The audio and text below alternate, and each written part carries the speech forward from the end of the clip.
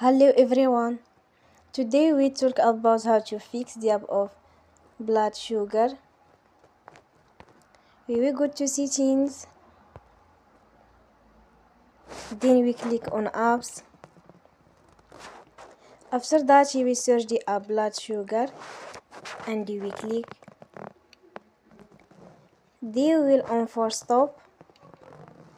After that we will go to storage. Then we click on clear cache. In the end, turn off your phone and you will recharge your phone again. Don't forget to support us by like and subscribe.